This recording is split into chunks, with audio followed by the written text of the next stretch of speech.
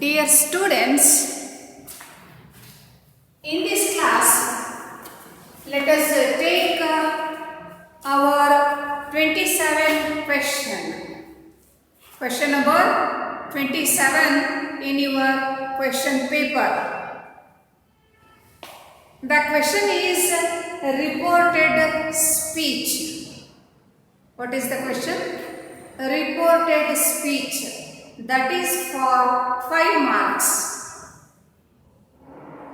In the question paper, they give a dialogue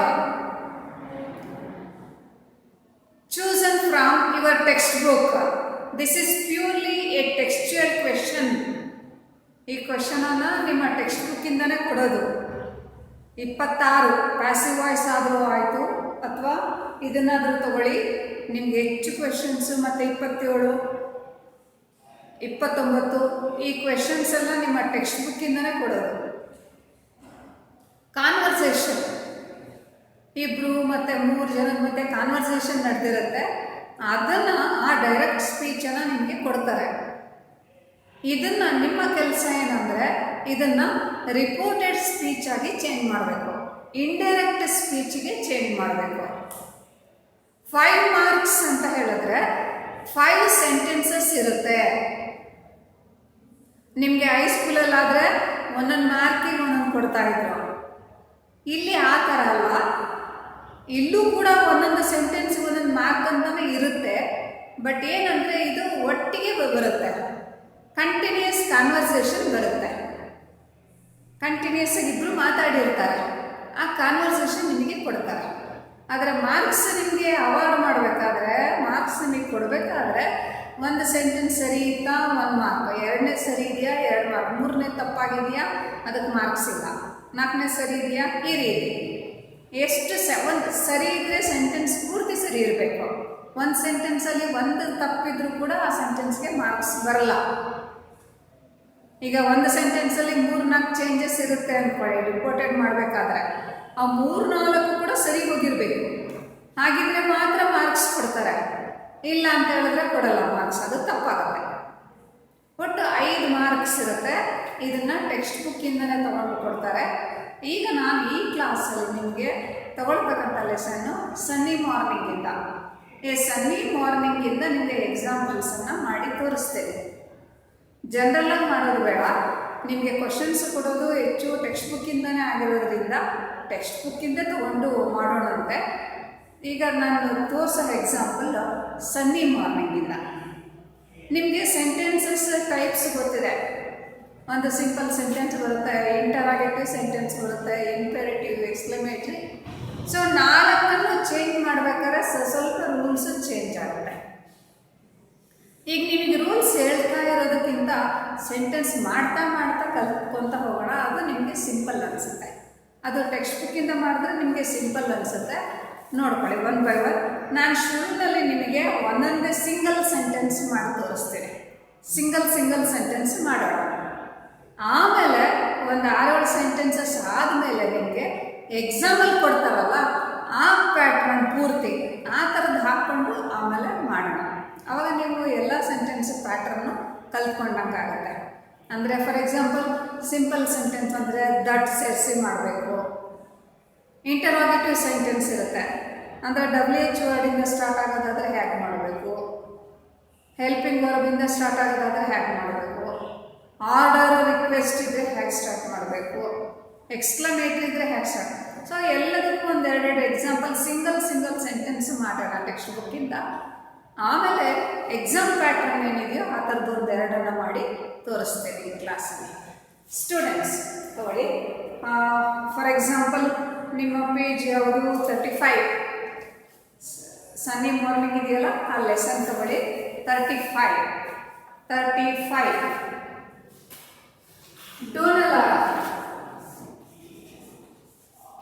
Dona Lara. I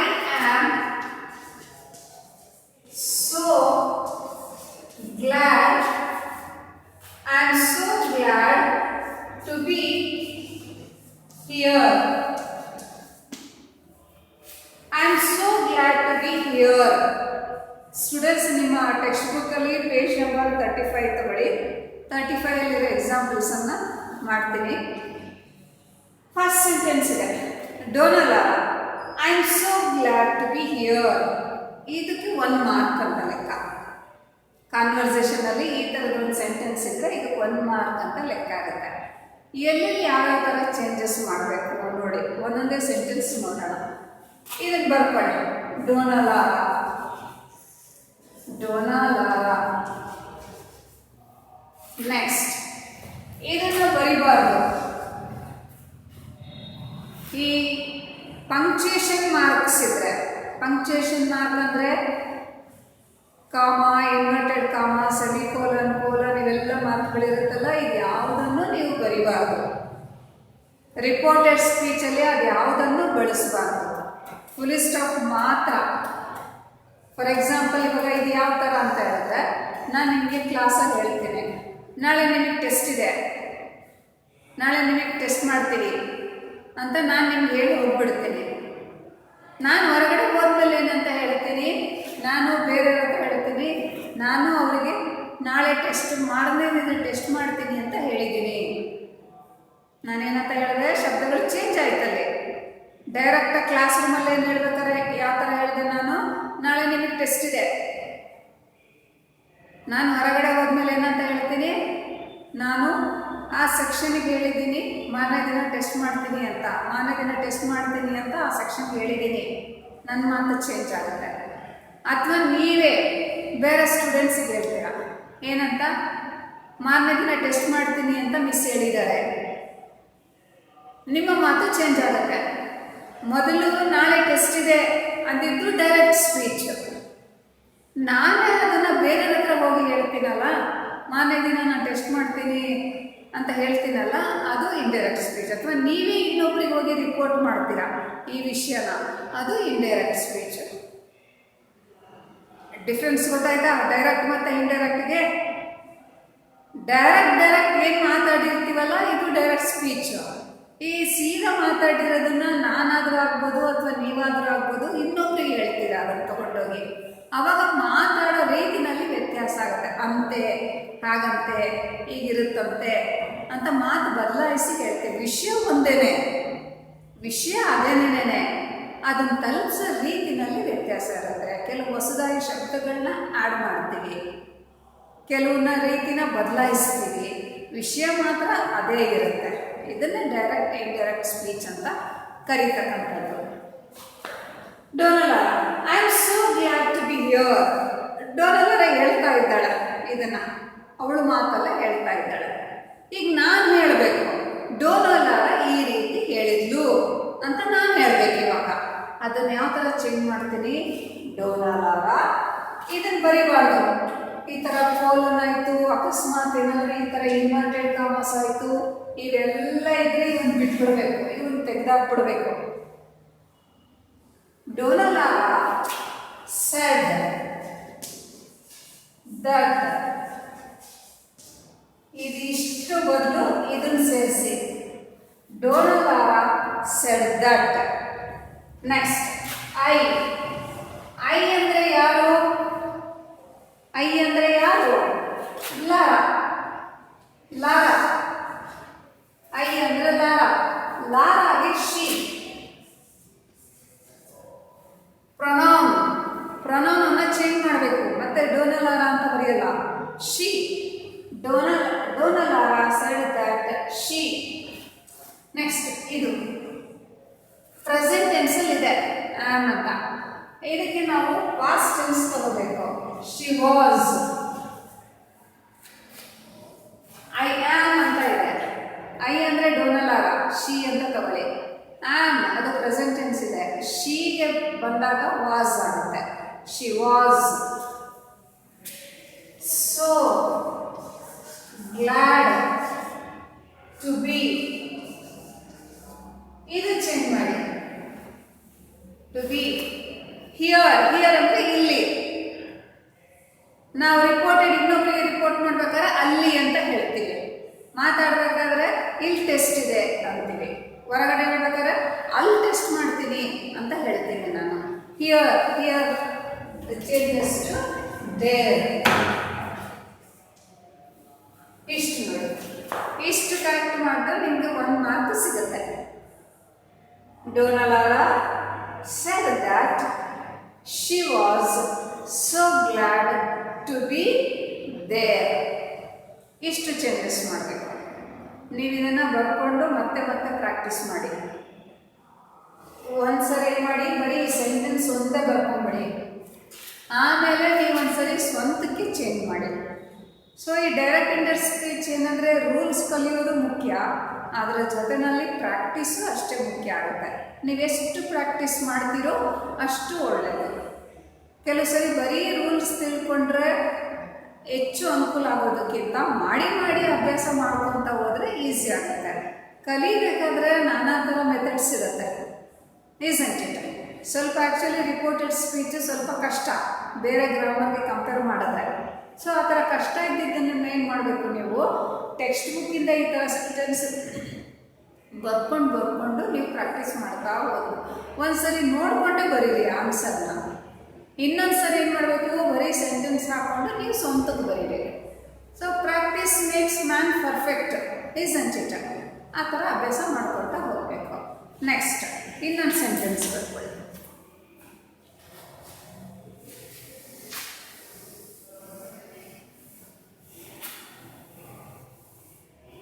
next, the sun is hot. ಆ sentence ತಗೊಳ್ಳಿ. Petra,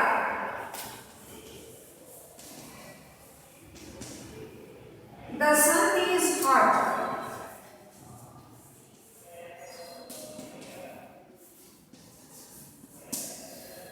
simple sentence ಇದೆ ನೋಡಿ, ಭಾಳ simple ಇದೆ, ನೀವು ಮಾಡಿಬಿಡ್ತೀರಿ ಈ ಸೆಂಟೆನ್ಸನ್ನು. Petra, the sun is hot, ಇದಕ್ಕೆ 1 ಮಾರ್ಕ್. ಕಾನ್ವರ್ಸೇಷನಲ್ಲಿ ಈ ಸೆಂಟೆನ್ಸ್ ಇದೆ ಅಂತಂದರೆ ಇದನ್ನು ನೀವು ಸರಿ ಮಾಡಿದ್ರೆ 1 ಮಾರ್ಕ್ ಸಿಗುತ್ತೆ. ಯಾವ ಥರ ಚೇಂಜ್ ಮಾಡ್ತೀರಿ? ಪೆಟ್ರಾ,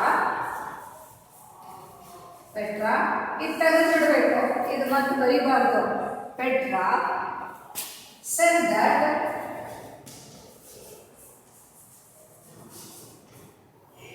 ಈ said that ಯಾವಾಗ ಹಾಕಬೇಕು ನಾವು ಅಂತ ಹೇಳಿದ್ರೆ, ಮೋಸ್ಟ್ಲಿ ಏನಾಗುತ್ತೆ, ಇಲ್ಲಿ ಫುಲ್ ಸ್ಟಾಪ್ ಬರುತ್ತೆ ನೋಡಿ.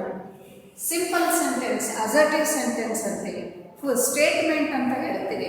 ಫುಲ್ ಸ್ಟಾಪ್ ಬರುವಂಥ ಸೆಂಟೆನ್ಸ್ ಜಸ್ಟ್ ಅದ್ರ ಮೇಲೆ ಒಂದು ಕಾಮೆಂಟ್ಸ್ ಮಾಡ್ತಾರೆ ಅಂಥ ಸೆಂಟೆನ್ಸ್. ಅದಕ್ಕೆ ನಾವು said that, told ಈ ಥರ ಬಳಸ್ತೀವಿ ನಾವು.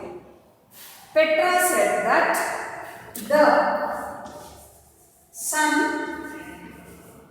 ಇದನ್ನು ಚೇಂಜ್ ಮಾಡಿ ಪಾಸ್ಟ್ ಟೆನ್ಸ್ಗೆ ಹೋಗಿ.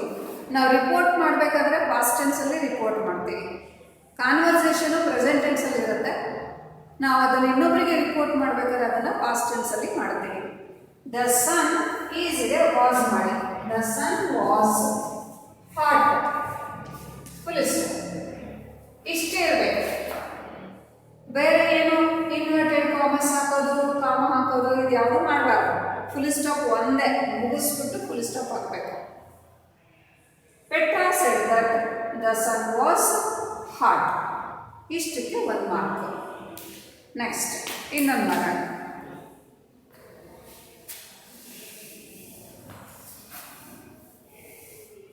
ನೆಕ್ಸ್ಟ್ ಇನ್ನೊಂದು ಸೆಂಟೆನ್ಸ್ ತಗೊಳ್ಳಿ.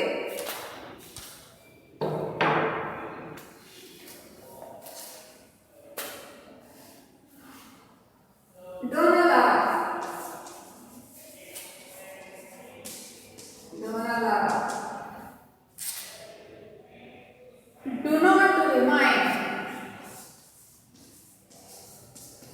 Do not remain over there. Over there, waiting for me. Waiting for me. ಇಷ್ಟಿದೆ sentence. Dona Lara, do not remain over there waiting for me. ಡೋನಲಾನ ಮಾತಾಡ್ತಾ ಇರೋದು. ಯಾರಿಗೆ ಹೇಳ್ತಾ ಇದ್ದಾಳೆ? ಪೆಟ್ರಾಗೆ ಹೇಳ್ತಾ ಇದ್ದಾಳೆ. ಪೆಟ್ರಾ ಯಾರು? ಸರ್ವೆಂಟ್. ಡೋನಲಾಲ ಇದ್ದಾಳಲ್ಲ ಅವಳ ಸರ್ವೆಂಟ್. ಸರ್ವೆಂಟ್ಗೆ ಹೇಳ್ತಾ ಇದ್ದಾಳೆ, do not remain over there waiting for me ಅಂತ ಹೇಳಿದ್ರು. ಈಗ ಚೇಂಜ್ ಮಾಡಬೇಕು. ಈಗ ನೋಡಿ, ಇದು ಸ್ಟೇಟ್ಮೆಂಟ್ ಅಲ್ಲ, ಇದರಲ್ಲಿ ನೀವು ಆರ್ಡರ್ ನೋಡ್ತೀರಾ, ಇಲ್ಲ ರಿಕ್ವೆಸ್ಟ್ ಆದರೂ ಆಗ್ಬೋದು, ರಿಕ್ವೆಸ್ಟ್ ಆದರೂ ಆಗ್ಬೋದು, ಆರ್ಡರ್ ಆದರೂ ಆಗ್ಬೋದು. ಇಲ್ಲಿ ಆರ್ಡರ್ ಆಗುತ್ತೆ. ಆರ್ಡರ್ ಯಾಕೆ ಅಂತ ಹೇಳಿದ್ರೆ, Dona Lara she is madam, she is boss here, Petra is servant, so order ಅಂತ ತಗೋಬೇಕು. ಇದನ್ನು ಯಾವ ಥರ ಮಾಡ್ತೀವಿ ಸೆಂಟೆನ್ಸ್? ಡೋನಾಲಾರಾ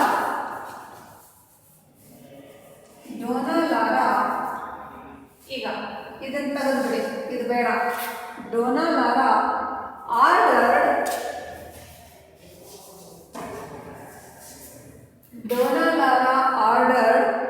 ಯಾರಿಗೆ ಆರ್ಡರ್ ಮಾಡ್ತಾ ಇದ್ದಾಳೆ ಅವಳು? ಪೆಟ್ರಾ. Dona Lara order Petra. ಈಗ ಇದು ಬೇಡ, ಇದು ಬೇಡ. ಡೂ ಡಸ್ ಡಿಡ್ ಬಂದಾಗ ನಮಗೆ ಅವುಗಳ ಯೂಸ್ ಇಲ್ಲ, ಅದು ನೆಕ್ಸ್ಟ್ ಮೇನ್ ವರ್ಬ್ ಒಳಗೆ ಸೇರ್ಕೊಂಡು ಹೋಗುತ್ತೆ. ಸೊ ಡೂ ಡಸ್ ಡಿಡ್ ಬಂದಾಗ ನೀವು ಅದನ್ನು ನೆಗ್ಲೆಕ್ಟ್ ಮಾಡಿ, ಅದನ್ನೇ ನೀವು ಯೂಸ್ ಮಾಡೋ ಅವಶ್ಯಕತೆ ಇಲ್ಲ. ಡೋನಾಲಾರಾ ಆರ್ಡರ್ ಪೆಟ್ರಾ ನಾಟ್ ಈಗ ಇಲ್ಲಿ ಏನಿದೆ, ಇಲ್ಲಿ ಟು ಸೇರಿಸ್ಬೇಕು, ಇನ್ಫಿನಿಟಿವ್ ಸೇರಿಸ್ಬೇಕು. ಇದು ಯಾವಾಗ ಅಂತ ಹೇಳಿದ್ರೆ ಆರ್ಡರ್ ಅಥವಾ ರಿಕ್ವೆಸ್ಟ್ ಇದ್ದಾಗ, ಇಂಪೆರೇಟಿವ್ ಸೆಂಟೆನ್ಸ್ ಇದ್ದಾಗ ಟು ಸೇರಿಸಿ ಹೇಗಿದ್ರೆ ಹಾಗೆ ಬರೀಬೇಕು. Order Petra not to remain over there waiting for. ಈಗ ಮೀ ಚೇಂಜ್ ಮಾಡಬೇಕು. Waiting for her. ಮೀ ಅಂದರೆ ಯಾರು? ಡೋನಾಲಾರಾ. ಸೊ ಡೋನಾಲಾರಾಗೆ ನಾವು ಹರ್ ಪ್ರೊನೌನ್ ತಗೋಬೇಕು. ನೋಡಿ ಎಲ್ಲೆಲ್ಲಿ ಚೇಂಜಸ್ ಮಾಡಿದ್ದೀವಿ. ಡೋನಾಲಾರಾ ಆರ್ಡರ್ಡ್, ಇಲ್ಲಿ ಆರ್ಡರ್ ಇರೋದ್ರಿಂದ ಆರ್ಡರ್, ರಿಕ್ವೆಸ್ಟ್ ಇದ್ರೆ ರಿಕ್ವೆಸ್ಟೆಡ್ ಅಂತ ಹಾಕಬೇಕು. ಡೋನಾಲಾರಾ ಆರ್ಡರ್ಡ್ ಪೆಟ್ರಾ. ಡೂ ಡಸ್ ಯಾಕೆ ಬೇಡ ಅಂತ ಹೇಳಿದ್ರೆ ಅದು ವರ್ಬ್ ಒಳಗೆ ಮರ್ಜ್ ಆಗುತ್ತೆ, ಸೇರ್ಕೊಳ್ಳುತ್ತೆ, ಅದನ್ನು ಮತ್ತೆ ಸ್ಪೆಷಲಾಗಿ ಅಂತ ತಗೊಳ್ಳೋದು ಬೇಕಿಲ್ಲ. ಪೆಟ್ರಾ ನಾಟ್, ಇಲ್ಲಿ ಟು ಹಾಕಿದ್ವಿ, ಟು ಇನ್ಫಿನಿಟಿವ್ ಸೇರಿಸ್ಕೊತೀವಿ ನಾವು. To remain over there waiting for her. Her ಅಂದರೆ ಅದು ಮೀ ಅಂತ ಅಂದರೆ ಯಾರು? ಡೋನಾಲಾರಾ. ಡೋನಾಲಾರಾಗೆ ನಾವು ಹರ್ ಅಂತೇಳಿ ತಗೋಬೇಕು. ನೆಕ್ಸ್ಟ್ ಇನ್ನೊಂದು ಮಾಡೋಣ.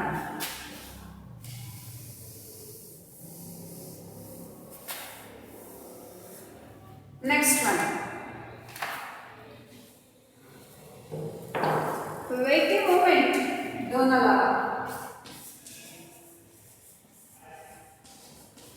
Donalara. Wait a moment. Wait a moment.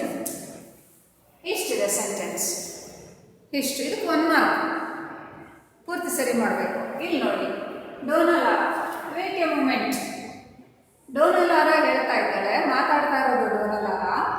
ಯಾರಿಗೆ ಹೇಳ್ತಾ ಇದ್ದಾಳೆ ಅಂದರೆ ಪೆಟ್ರಾಗೆ ಹೇಳ್ತಾ ಇದ್ದಾಳೆ. ನಿಮಗೆ ಪಾಠ ಗೊತ್ತಿರುತ್ತೆ, ಟೆಕ್ಸ್ಟ್ ಬುಕ್ಕಿಂದ ಕೊಡೋ ಉದ್ದೇಶನೇ ಅದು, ನಿಮಗೆ ಪಾಠ ಪರಿಚಯ ಇರುತ್ತೆ. ಪೆಟ್ರಾಗೆ ಹೇಳ್ತಾ ಇದ್ದಾಳೆ. ಏನಂತ ಹೇಳ್ತಾ ಇದ್ದಾಳೆ? ವೇಟ್ ಎ ಮೂಮೆಂಟ್ ಅಂತ ಹೇಳ್ತಾಳೆ. ಸೊ ವೇಟ್ ಎ ಮೂಮೆಂಟ್ ಅಂದರೆ ಇದು ಆರ್ಡರ್, ರಿಕ್ವೆಸ್ಟ್ ಆದರೂ ಇರುತ್ತೆ, ಆರ್ಡರ್ ಆದರೂ ಇರುತ್ತೆ. ಪೆಟ್ರಾ ಸರ್ವೆಂಟ್ ಆಗಿರೋದ್ರಿಂದ ನಾವು ಆರ್ಡರ್ ಅಂತ ತಗೊಳ್ಳೋಣ. Dona Lara order Petra. Dona Lara order Petra. ಈಗ ನಿಮಗೆ ಆರ್ಡರ್ ಇತ್ತಂತಂದರೆ ನಾನೇನಂತ ಹೇಳಿದೆ?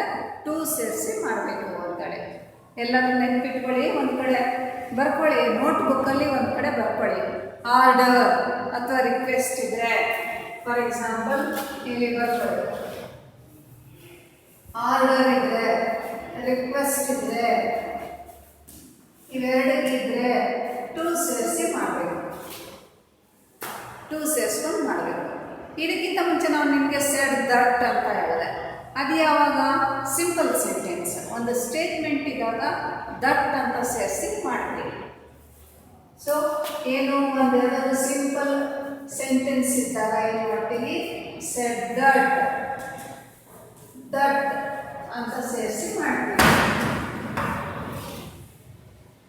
ಡೋನಾಲಾರ ಆರ್ಡರ್ ಪೆಟ್ರಾ ಟು ಈ ಟು ಬಂದ ತಕ್ಷಣ ವರ್ಬ್ ಪಾಸ್ಟ್ ಟೆನ್ಸಿಗೆ ಹೋಗಲ್ಲ, ಇನ್ಫಿನಿಟಿವ್ ಆಗುತ್ತೆ, ಟೆನ್ಸ್ ಚೇಂಜ್ ಆಗೋದಿಲ್ಲ. To wait a moment, to wait a moment, ಇಷ್ಟೇ ಚೇಂಜಸ್ ಆಗುತ್ತೆ. ಒಂದೊಂದ್ಸರಿ ಹೆಚ್ಚು ಚೇಂಜಸ್ ಬರಲ್ಲ. Dona Lara order Petra to wait a moment. ನೀವು ಮಾಡಿದ್ದು ಇಷ್ಟು ಮಾತ್ರ, ಆರ್ಡರ್ ಹಾಕಿದ್ದೀರಾ, ಪೆಟ್ರಾ ಸೇರಿಸ್ಕೊಂಡ್ರೆ ಸೇರಿಸ್ಕೋಬೋದು, ಬಿಟ್ಟರೆ ಬಿಡ್ಬೋದು. ಅಲ್ಲಿಲ್ಲಲ್ಲ, ಸೇರಿಸದೇ ಇದ್ರೂ ಸರಿಯೇ. ಡೋನಾಲಾರ ಆರ್ಡರ್ ಟು ಯಾಕೆ ಹಾಕಬೇಕು ಅಂದರೆ ಇದು ಆರ್ಡರ್, ಅದಕ್ಕೆ ಟು. ವೆಯ್ಟೆಡ್ ಆಗಲ್ಲ, ಪಾಸ್ಟ್ ಟೆನ್ಸಿಗೆ ಹೋಗಲ್ಲ, ಇನ್ಫಿನಿಟಿವ್ ಆಗುತ್ತೆ, ಆವಾಗ ಟೆನ್ಸ್ ಚೇಂಜ್ ಆಗಲ್ಲ. ಟು ವೇಟ್ ಎ ಮೂಮೆಂಟ್ ಎಷ್ಟು. ಸೊ ನೆಕ್ಸ್ಟ್ ಸೆಂಟೆನ್ಸ್ ಹೋಗೋಣ.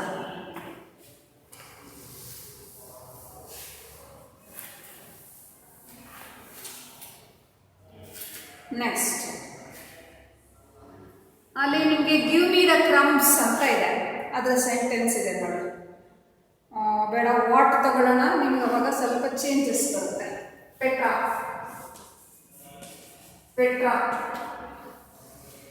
What does the senora wish? What does the senora wish? What does the senora wish? ಈ ಥರ ಒಂದು ಸೆಂಟೆನ್ಸ್ ಇದೆ. ಇದನ್ನ ಹೇಗೆ ಚೇಂಜ್ ಮಾಡ್ತೀರಿ? ವಾಟ್ ಅಂತ ಬಂದಿದೆ ಅಂದರೆ ಇದು ಕ್ವಶನ್, ಇಂಟರಾಗೇಟಿವ್ ಸೆಂಟೆನ್ಸ್. ವಾಟ್ ಇಂದ ಸ್ಟಾರ್ಟ್ ಆಗಿದೆ, ಇಂಟರಾಗೇಟಿವ್ ಸೆಂಟೆನ್ಸ್. ಸೊ ಈ ಥರ ಬಂದಾಗ ಹ್ಯಾಕ್ ಮಾಡಬೇಕು? ಪೆಟ್ರಾ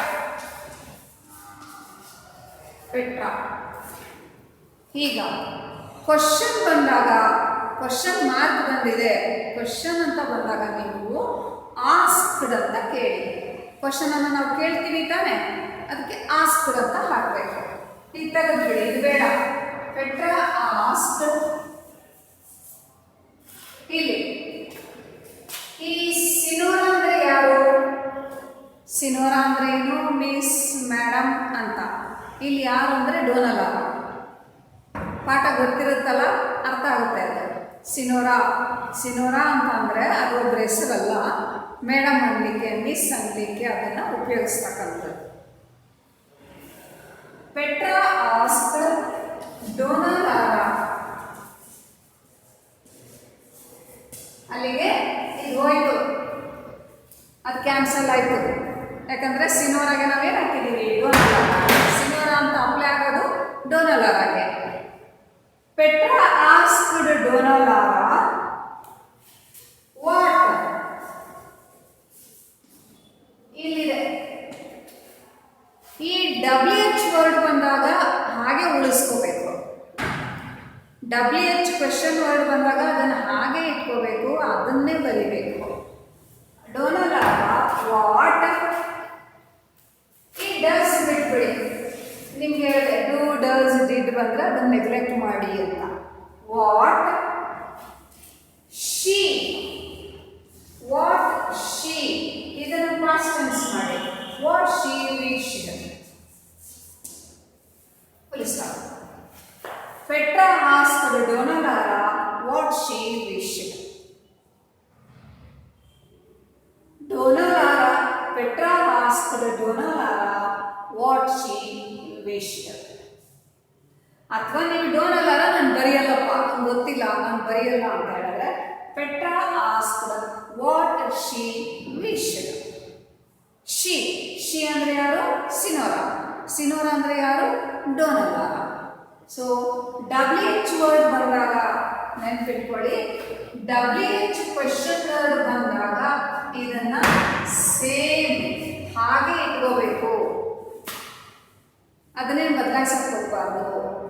ವಾಟ್ ಇದೆಯಾ, ಹೂ ಇದೆಯಾ, ವೇರ್ ಇದೆಯಾ ಅದನ್ನು ಹಾಗೆ ಇಟ್ಕೋಬೇಕು. ಹಾಗೆ ಇಟ್ಕೊಂಡು ಸೆಂಟೆನ್ಸನ್ನು ಮಾಡಬೇಕು. Next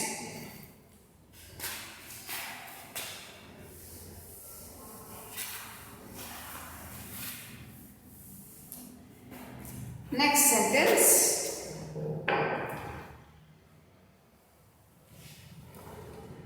next give me the bread crumbs ಅಂತ ಇದೆ ಅಲ್ಲಿ ನಿಮಗೆ ಟೆಕ್ಸ್ಟ್ ಬುಕ್ಕಲ್ಲಿ. ಅದರ ನೆಕ್ಸ್ಟ್ ಲೈನ್ ನೋಡಿ, give me the bread crumbs. Dona Lara give me the bread crumbs. Dona Lara ordered Petra to give, order ಇದೆ, to give her the bread crumbs. To give her the bread crumbs. ಆಮೇಲೆ next sentence ಇದೆ, Dona Lara smiling I do. Next sentence ತಗೊಂಡು, your head is wear your heart is with the guard. ಆ sentence ಇದೆ. Dona Lara said that your head ಅಂದರೆ Petra head ಅಂತ. Our head was where our heart was with the guard. So ನೀವು WH word ಬಂದರೆ ಮಧ್ಯದಲ್ಲಿ ಬಂದಾಗ ಏನು ಮಾಡೋಕ್ಕಾಗಲ್ಲ. ಮಧ್ಯದಲ್ಲಿ ಬಂದಾಗ ಏನು ಮಾಡೋಕ್ಕಾಗಲ್ಲ.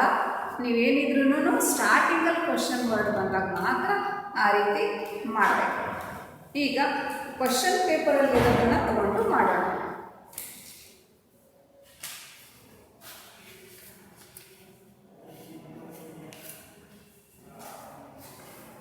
ಲಾ do you use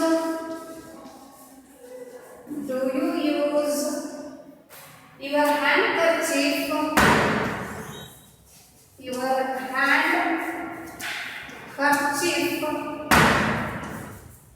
as a shoe brush,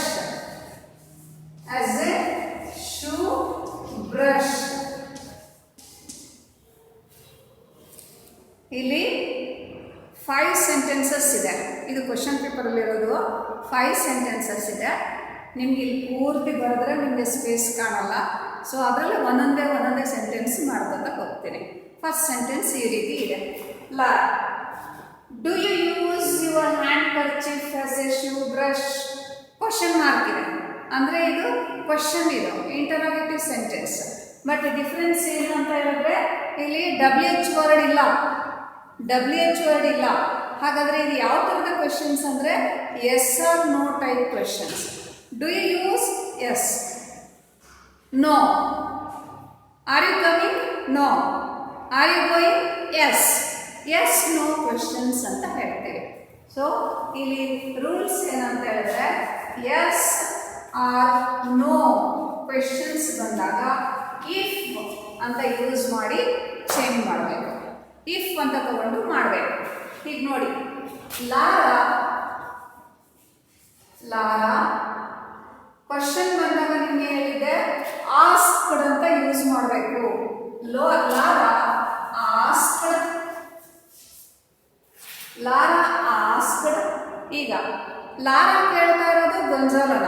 ನೀವು ಗೊಂಜಾಲ ಬರೆದ್ರು ಬರೀರಿ, ಬಿಟ್ಟರು ಬಿಡೀರಿ, ಅದಕ್ಕೇನು ಮಾರ್ಕ್ಸ್ ಇರೋದಿಲ್ಲ. ಬರೆಯೋದಿದ್ರೆ ಬರೀಬೋದು ಅಷ್ಟೇ.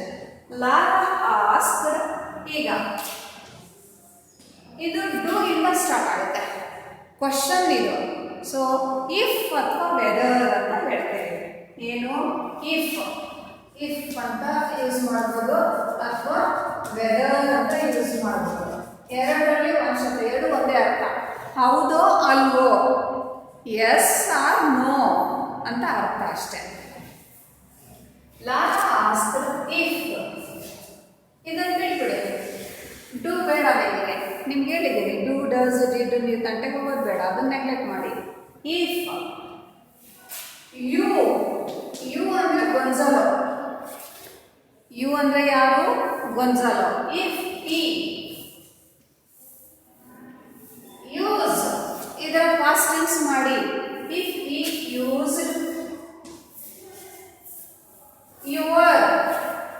ಯುವರ್ ಅಂತ ಅಂದರೆ ಯಾರ್ದು? ಗೊಂಜಾಲೋಸ್. ಅವನ ಅಂದರೆ ಯಾರು? ಗೊಂಜಾಲೋ. ಯುವರ್ ಅವನ. If he used his handkerchief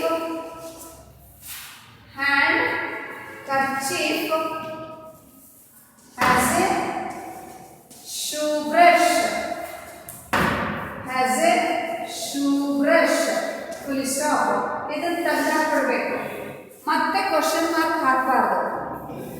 ಅಲ್ಲಿಗೆ ಫುಲಿ ಸ್ಟಾಪ್ ಹಾಕ್ಬೇಕು. ಲಾರಾ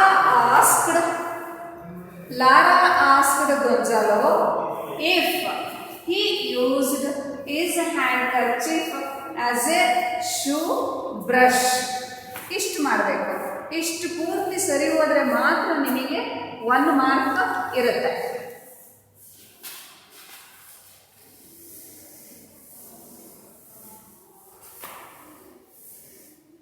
ನೆಕ್ಸ್ಟ್ ಸೆಂಟೆನ್ಸ್, ಅದೇ ಕಾನ್ವರ್ಸೇಷನ್ ಅಲ್ಲಿ ಎರಡನೇ sentence.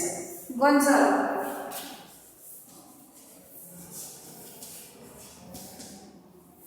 why not?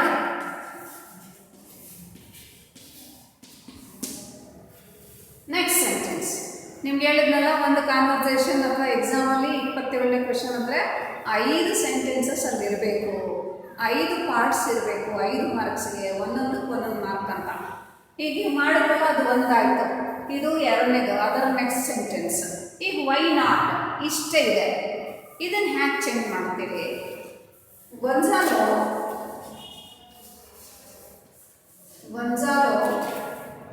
Y not ಅನ್ನೋದು ಕ್ವಶನ್. ಅವಳಿಗೆ ರಿಪ್ಲೈ ಮಾಡ್ತಾ ಇದ್ದಾಳೆ. ಅವಳೇನಂತ ಕೇಳಿದ್ಲು, do you use your handkerchief as a shoe brush ಅಂತ ಕೇಳಿದ್ಲಲ್ಲ ಅವಳು. ಇವಾಗ ರಿಪ್ಲೈ ಕೊಡ್ಬೇಕಾಗುತ್ತೆ. Gonzalo replied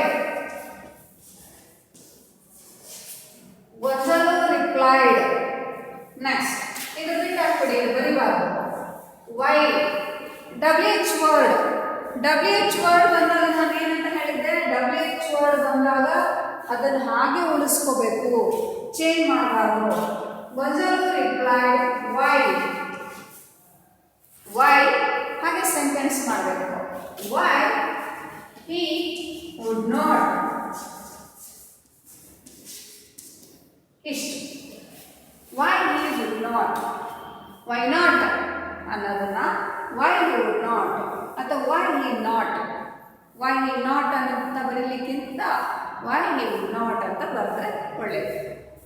Gonzalo replied why ಹಾಗೆ ಉಳಿಸ್ಕೋಬೇಕು WH ವರ್ಡನ್ನು.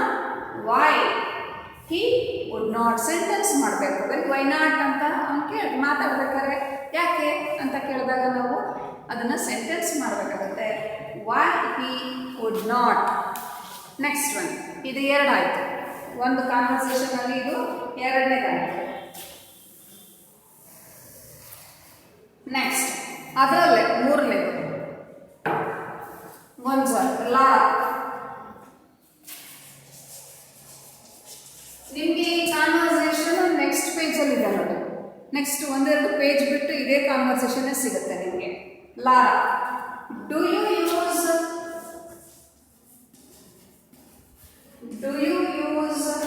ಯುವರ್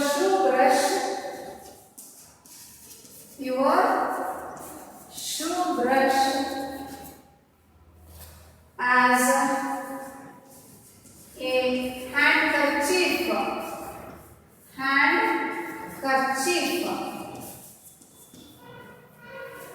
ನೀವು ಅನ್ಕೋತೀರಾ ಸೇಮ್ ಸೆಂಟೆನ್ಸ್ ಬಂತಲ್ಲ ಅಂತ. ಇಲ್ಲ, ಅಲ್ಲಿ ಪ್ಲೇಸ್ ಬದಲಾಗಿದೆ ನೋಡಿ. ಶೂ ಬ್ರಷ್ ಬಂದ ಹತ್ರ ಹ್ಯಾಂಡ್ ಕರ್ಚೀಫ್ ಇತ್ತು, ಹ್ಯಾಂಡ್ ಕರ್ಚೀಫ್ ಹತ್ರ ಶೂ ಬ್ರಷ್ ಇತ್ತು. ಬಟ್ ಮಾಡೋ ಮೆಥಡ್ ಮಾತ್ರ ಅದೇನೇ. ನೀವು ಫಸ್ಟ್ ಸೆಂಟೆನ್ಸ್ ಮಾಡಿದ್ರಲ್ಲ ಅದೇ ಥರ. ಲಾರಾ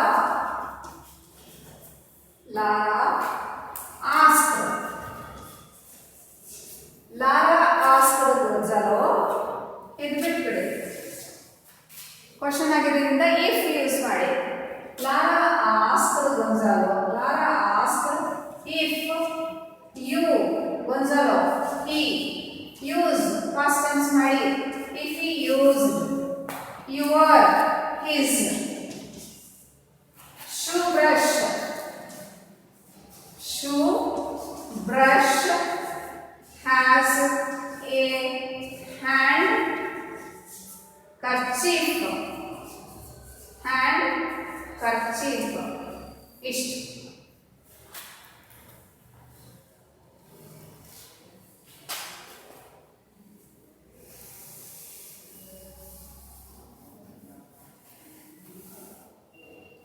ನೆಕ್ಸ್ಟ್ ಗೊಂಜಾಲೋ, ಅದರಲ್ಲಿ ಹಾಗೆ ಕಂಟಿನ್ಯೂ ಆಗುತ್ತೆ. Gonzalo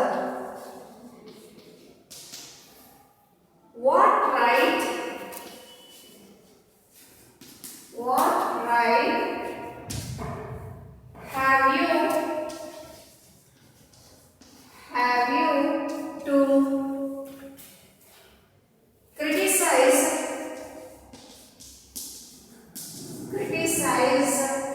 my actions?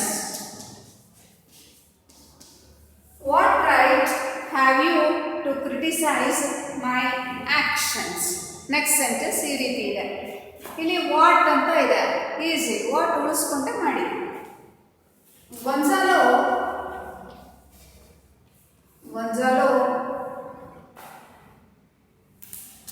ಆಸ್ಕ್ಡ್ ಯಾರು ಕೇಳ್ತಿದ್ದಾನೆ? ಲಾರಾನ ಕೇಳ್ತಾ ಇದ್ದಾನೆ. Gonzalo asked what. ಇದನ್ನ ಹಾಗೆ ಇಟ್ಕೊಳ್ಳಿ. WH ವರ್ಡ್ ಬಂದಾಗ ಹಾಗೆ ಉಳಿಸ್ಕೊಳ್ಳಿ. ವಾಟ್ ರೈಟ್ ಇದು ಇದೆಯಲ್ಲ, ಇದನ್ನ ಈ ಕಡೆ ಕಳಿಸಿ, ಇದನ್ನ ಈ ಕಡೆ ಕಳಿಸಿ. ಯಾಕೆ ಅಂತ ಹೇಳಿದ್ರೆ ನಾವು ಕೊನೆಯಲ್ಲಿ ಕ್ವಶನ್ ಮಾರ್ಕ್ ಉಳಿಸಲ್ಲ, ಫುಲ್ ಸ್ಟಾಪಿಗೆ ಇಡ್ತೀವಿ. ಇದು ಕ್ವಶನ್ ಆದ್ರಿಂದ ಹ್ಯಾವ್ ಯು ಇದೆ. ಆನ್ಸರ್ ಬರಬೇಕಾದ್ರೆ ಯು ಹ್ಯಾವ್ ಅಂತ. For example she is full stop ಬರುತ್ತೆ. ಈ ಶಿ ಕ್ವಶನ್ ಮಾರ್ಕ್ ಬರುತ್ತೆ. ಈ ಶಿ ಕ್ವಶನ್ ಮಾರ್ಕ್ ಹಾಕೋಣ. ಶಿ ಈಸ್ ಫುಲ್ ಸ್ಟಾಪ್ ಹಾಕಬೇಕು. ಈಗ ನಾವು ಮುಂದೆ ಫುಲ್ ಸ್ಟಾಪ್ ಹಾಕೋದ್ರಿಂದ ನಾವು ಅದನ್ನ ಪ್ಲೇಸನ್ನು ಚೇಂಜ್ ಮಾಡಬೇಕು. ಹ್ಯಾವ್ ಯು, ಯು ಅಂದರೆ ಯಾರು? ಯು ಅಂದರೆ ಯಾರು? Lara. What right she. Have past tense. She had. To criticise. To ಜೊತೆಗೆ ಬಂದರೆ ನಿಮ್ಗೆ ಇನ್ನೊಂದು, ಟು ಜೊತೆಗೆ ಬಂದಾಗ ಇನ್ಫಿನಿಟಿವ್ ಆಗುತ್ತೆ. ಟೆನ್ಸ್ ಚೇಂಜ್ ಆಗಬಾರ್ದು, ಪಾಸ್ಟ್ ಟೆನ್ಸ್ಗೆ ಹೋಗಬಾರ್ದು ಟು ಜೊತೆಗಿದ್ರೆ. ಟು ಕ್ರಿಟಿಸೈಸ್ ಮೈ ಅಂದರೆ ಯಾರು? ಗೊಂಜಾಲೋ ಅಂದರೆ his. To criticise his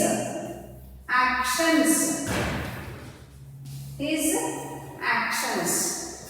Gonzalo asked what right she had to criticize his actions. So, 4 ಆಯ್ತಲ್ಲ, 5 ಮಾರ್ಕ್ಸ್. 5ನೇ ಸೆಂಟೆನ್ಸ್ ಒಂದಿದೆ, ಅದನ್ನು ಮಾಡೋಣ.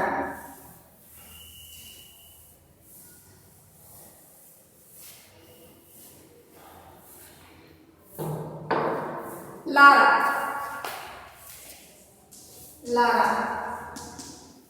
A neighbor's right.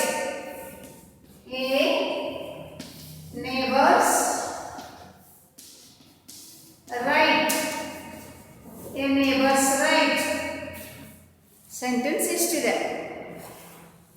ಲಾರಾ ಇದು ಬಿಟ್ಬಿಡಿ. ಲಾರಾ ರಿಪ್ಲೈ ಕೊಡ್ತಾ ಇದ್ದಾರೆ. Lara replied that. ಈ ಫುಲ್ ಸ್ಟಾಪ್ ಬರೋ ಸೆಂಟೆನ್ಸ್ ಆದ್ರೆ ದಟ್ ಅಂತ ಹಾಕೋಬೇಕು. Lara replied that. ಈಗ ಈ ನೇಬರ್ಸ್ ರೈಟ್ ಅಂದ್ರೆ ಸೆಂಟೆನ್ಸ್ ಆಗಲ್ಲ, ಅದು ಆಫ್ ಸೆಂಟೆನ್ಸ್ ಇದೆ. ಅದನ್ನು ಕಂಪ್ಲೀಟ್ ಮಾಡ್ಕೋಬೇಕು, ನಾವು ಸೆಂಟೆನ್ಸ್ ಥರ ಬರೀಬೇಕು. Lara replied that she had a neighbour's right. Lara replied that she had a neighbor's right. Students, ನಿಮ್ಗೇನೀಗ 5 ಸೆಂಟೆನ್ಸ್ ಮಾಡಿದ್ನಲ್ಲ ಅದೆಲ್ಲ ಸರಿ, ಒಂದೇ ಕ್ವಶನ್. ನೀವೇನು ಮಾಡಿ ಅಂತ ಹೇಳಿದ್ರೆ ಅವು 5 ಸಪ್ರೇಟ್ ಬರ್ಕೊಳ್ಳಿ, ಅದಕ್ಕೆ ಆನ್ಸರ್ನ ಬೇರೆ ಬರೀರಿ. ಇವಾಗ ಫುಲ್ ಸ್ಟಾಪ್ ಹಾಕಿ ಪಕ್ಕದಲ್ಲೇ ಬರ್ಕೋಬೇಕು, ಪ್ಯಾರಾಗ್ರಾಫ್ ಥರ ಬರೀಬೇಕು. ಇದಕ್ಕೆ ಬೇರೆ ಸೆಂಟೆನ್ಸ್ ಅಲ್ಲ, ಇದನ್ನು ಪ್ಯಾರಾಗ್ರಾಫ್ ಟೈಪಲ್ಲೇ ಬರೀಬೇಕು. ನೆಕ್ಸ್ಟ್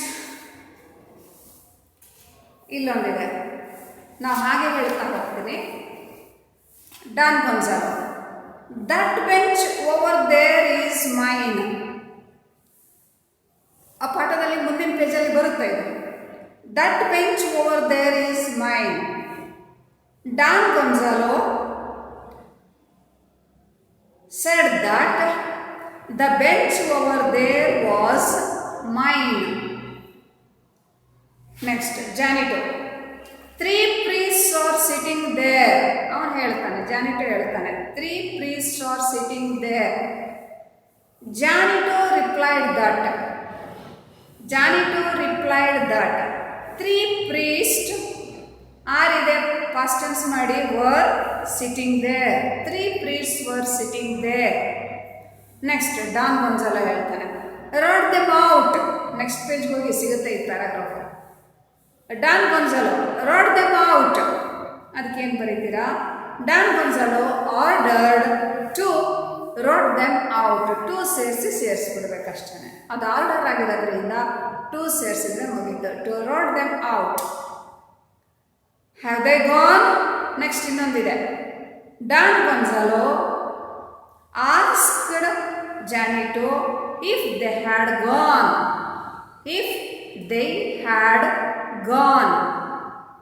Janito ಕೊನೆಗೆ ಹೇಳ್ತಾನೆ still they are talking. Janito replied that still they were talking.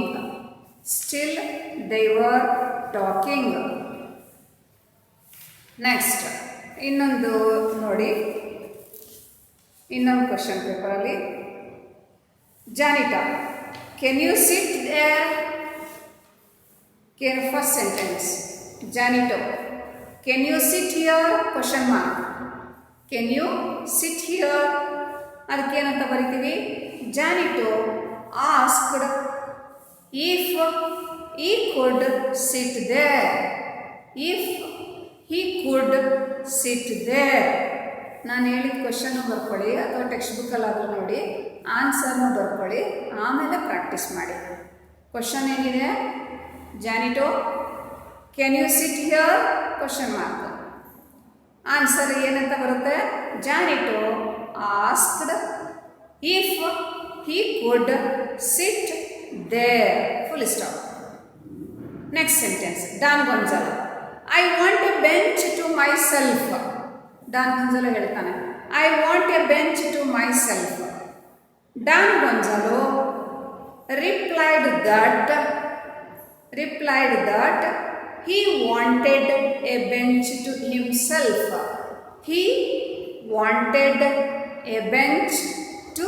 himself. Janito, there are 3 priests sitting there. Janito replied that there were 3 priests sitting there. Don Gonzalo, tell them to go away. Don Gonzalo ordered to tell them to go away. Janito, they are talking. Janito replied that they were talking. Students, ಇದು reported speech 5 marks. ಇಷ್ಟಕ್ಕೆ ಮುಗಿಯೋದಿಲ್ಲ. ನೀವು ಇದು ಹೇಳಿದೆ, ನಿಮಗೆ ಸ್ಟಾರ್ಟಿಂಗಲ್ಲಿ ಹೇಳಿದೆ practice ಮಾಡಿ ಕಲ್ತ್ಕೋಬೇಕು ಅಂತೇಳಿ. ಈ ಥರ ನಿಮ್ಮ ನೋಟ್ಸಲ್ಲಿ, ಪ್ರಿಂಟೆಡ್ ನೋಟ್ಸಲ್ಲಿ ಎಲ್ಲಾದರೂ ಎಕ್ಸಾಂಪಲ್ಸ್ ಕೊಟ್ಟಿರ್ತಾರೆ. ಮಾಡೆಲ್ ಕ್ವಶನ್ ಪೇಪರಲ್ಲಿ ಎಕ್ಸಾಂಪಲ್ಸ್ ಎಲ್ಲ ಇರುತ್ತೆ. ಅವಳಿಗೆಲ್ಲ ಆನ್ಸರ್ಸ್ ಬರ್ಕೊಂಡು ಪ್ರಾಕ್ಟೀಸ್ ಮಾಡ್ತಾ ಹೋಗಬೇಕು. So 5 ಮಾರ್ಕ್ಸಿನ question. ಆ್ಯಕ್ಚುಲಿ ಹೇಳೋದಾದರೆ ಇಡೀ ಕ್ವಶನ್ ಪೇಪರಲ್ಲಿ ಸ್ವಲ್ಪ ಕಷ್ಟವಾದ ಪ್ರಶ್ನೆ ಇದು. ಒಂದು ತಪ್ಪಾದರೂ ಕೂಡ ಮಾರ್ಕ್ಸ್ ಹೋಗುತ್ತೆ. ಬೇರೆದಕ್ಕೆ ಕಂಪೇರ್ ಮಾಡಿದ್ರೆ ಸ್ವಲ್ಪ ಕಷ್ಟವಾದ ಕ್ವೆಶನ್. ನಿಮಗೆ ಈ 3 ಕ್ಲಾಸಲ್ಲಿ ಮಾಡೋದಲ್ಲ, ಯಾವುದು 24 ಪ್ಯಾಸೇಜ್ ಈಸಿ ಇದೆ, 25 ಪೊಯಮ್ ನೋಡಿ ಆನ್ಸರ್ ಮಾಡೋದು ಈಸಿ ಇದೆ, 26 ಪ್ಯಾಸಿವ್ ವಾಯ್ಸ್ ಇಡಿ ಸೇರಿಸಿ ಮಾಡೋದು ಈಸಿ ಇದೆ. ಇದು 27 ಇದೆಯಲ್ಲ, ಇದು ಸ್ವಲ್ಪ ಕಷ್ಟ ಆಗುತ್ತೆ. ಬಟ್ ಹಾಗಂತ ಮಾರ್ಕ್ಸೇ ಬರಲ್ಲ ಅಂತಲ್ಲ, ಪ್ರಾಕ್ಟೀಸ್ ಮಾಡಿ ಕಲ್ತ್ಕೋಬೇಕಾಗತ್ತೆ. ಸ್ಟೂಡೆಂಟ್ಸ್, ನೆಕ್ಸ್ಟ್ ಕ್ಲಾಸಲ್ಲಿ ನಾವು 28ನೇ ಪ್ರಶ್ನೆಗೆ ಹೋಗೋಣ. Thank you.